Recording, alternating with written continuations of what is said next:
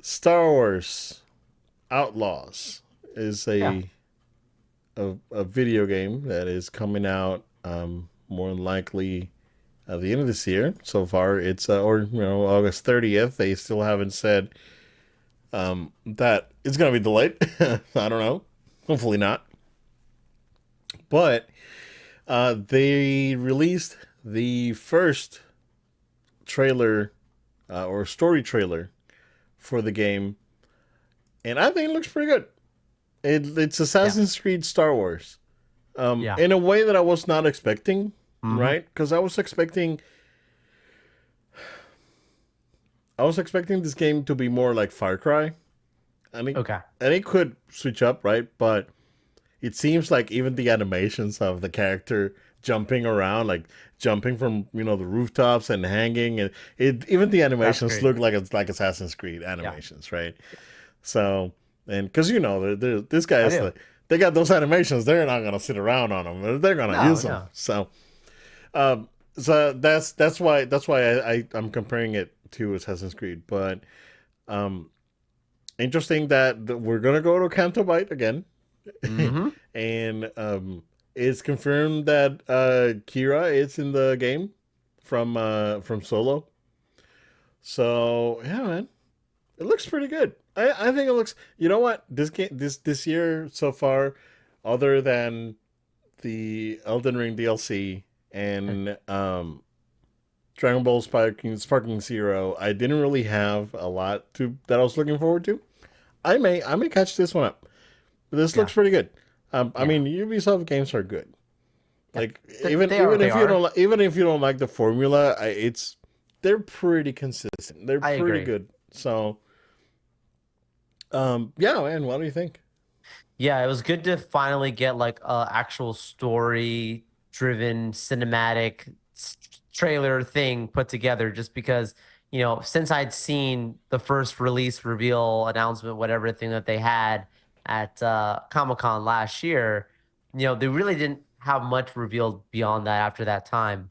And a little bit of gameplay, we'd seen stuff like that. But with this right now, like it just looks like it's more of like a you know, a shooter game that's kind of Assassin's Creed that's also like, yes, we're in the Star Wars universe, but we're not trying to add to the story of Star Wars. Like it's very clear that it's like there's It's a just gonna be like side that story. fun, Yeah. yeah, side story, and like it's having fun, going to like important scenes and characters on a side of the Star Wars universe that they don't explore as much sometimes. That I think Boba Fett was supposed to explore, but maybe didn't do it in the way people have liked. It's gonna be interesting to see if this Right. show kind of does a little bit more to expand that lore. I love at the beginning, like the bringing together of all of these different syndicate families together. The Pikes and the Huts and these characters that these worlds that we know Crimson. are hardcore people. Right. And she's like, I'm just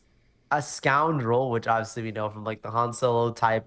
Not saying a knockoff, but like that same kind of storyline of a person where it's like, I don't work for the Empire, I don't work for the rebellion, I just Right. work for me, and I'm just trying to do whatever. They're gonna make her an anti-hero, obviously. She's been crossed by obviously the bad people in Star Wars, which is gonna be specifically on your bounty hunter side because she is a bounty hunter, and I think it's gonna be like the hunter hunted at some point. Right. You'll probably have enough of your missions that you can do where you can hunt to get different people and collect your bounty on them, and that'll be fun. But then at some point it'll switch to probably you being on the run and unlocking a bigger thing. Yeah, I think it'll be a fun game as long as it works and it runs fine. Storyline, they got me. Right. Joe, have you seen the pricing for the? Because this was a big. There was a big No, fart I about didn't see this. it. No. No, Okay. was like $80. It's 70 Good. for base 90. game, right? But then the gold edition, which it basically includes the season pass, is 110. Oh, jeez. So remember when I told you a couple months ago about GTA? I was predicting that GTA was going to be $100. Um, Confirmed. I mean, If we're Ubisoft's doing this for a game that's not that as big, I'm sorry. Why would we're GTA we're not? getting we're Rockstar. no. They confirmed that GTA is gonna be well. GTA they confirmed that the base is gonna be Oh, 70, and yeah. then the next one's gonna be 100. Like the whatever not the collectors, but whatever edition was after Right. that. Gold, whatever. Um, yeah, get used to it, guys, because it's it's unsustainable. Like the pricing on the games, like the games are too cheap. Hey, you know what? It's You don't have scary. to. Hey, Scary I know, times. dude. I'm gonna clip this section just because we're gonna get so many dislikes from what I'm saying right now. They, you know, this game's $70. Final, Final Fantasy VII Rebirth $70, right? And I paid 100 for the deluxe, and I'm fine with that. It's a game that I wanted to play, and I'll play. I'll pay for the nice version because I want to, right? Um, but you're looking at this game $70, and people are complaining, "Oh, the game's $70 already," and you gotta pay an extra 50 or whatever for the gold Right. edition, um, or 40.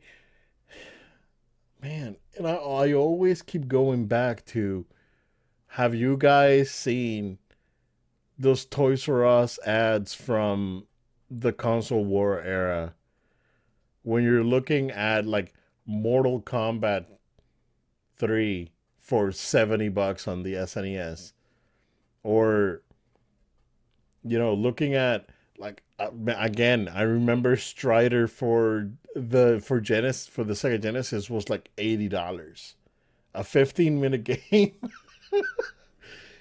I mean, that was made by a very small team of people because the game was reprogrammed by Sega. There's probably like 3 people that worked on that game. And we're talking about a game here that uh, has taken thousands of man hours, probably about 1,000 people, because Ubisoft teams are insanely large. Oh yeah. Guys, I mean, you guys, I know that you're just here to consume the video game, and you don't really think about. You eat the sausage, you don't think about how it's made, right? And at some point we gotta let go of this like mentality, and the solution to that would be a a subscription model, but then you don't own anything. Correct. Correct. So either you pay more or you subscribe and you don't own anything. Mm. So you have those two choices, right? I would rather pay more and not be tied down to a subscription. That's just Unless the me. subscription's really, really good. Like That's there's that's something just they have me, to right? add to it. Right. Like I Game Pass is worth it. Like if I would have Xbox, I wouldn't buy a single game, dude. Yeah. Because I have Game Pass. I don't need to buy anything else. Agreed. Like, right. But again, like there's games that are not in Game Pass, like I don't know, Resident Evil 4 or whatever. Right? I don't know if it's on Game Pass, but I'm Which just like so you throwing might have your random pickups that you buy out exactly outside of Game Pass, but most of your 90%. right. Yeah, right. That's me. That's locked down. I don't know. Like, so, we gotta make concessions on this, and this games are getting so large and unsustainable that we gotta think, and hey, if you don't want to pay for it, fine, don't pay for it. I'm not telling I'm not forcing anyone to buy you know Outlaws. If you don't want to buy it, don't buy it. It's fine, Yeah. right? If you don't want to downvote the video because of the additions, that's up to you. And I don't care. I don't care, right? Um, but it's we're not like we're not under like we're not you guys are not understanding how games are being made, and that's a huge problem when it comes to the Yeah. industry as a whole, right? I don't. I think that the industry has done a really bad job at educating the the gaming community on how games are made, versus when DVDs came out and you got like bonus features and you get the making of the movie, right? And you see all this stuff that goes behind the scenes to make the movie happen, right? And it's like, oh yeah, then there's a lot of work that goes into making this movie, right? But then you don't get that with games because there's a lot of proprietary stuff and proprietary engines, and Yeah. there's a lot of stuff that you don't see, and it's unfortunate, right? But we don't see the Konami dungeons. Wow. But it is, you guys, like, a little, if you're remotely, here's the thing, right? Like, if you're remotely interested in video games, you should at least be aware of the amount of work that it would take for any studio to make a video game. Yeah. To not only to make the video game good, and to be as bug free as it could be at launch, right? Yeah. It's tough. It's tough. So I mean, I'm gonna clip this and I'm gonna catch heat, and call me a boomer or whatever. I don't care.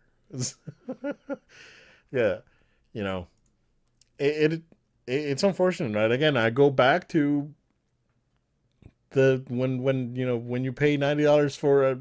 I was telling my daughter the other day, it's like, dude, I paid, and I have it like back here. I haven't been with my SNES games. I have Mega Man X2. I pay $75 for Mega Man X2 back when I Wow. bought it in '95.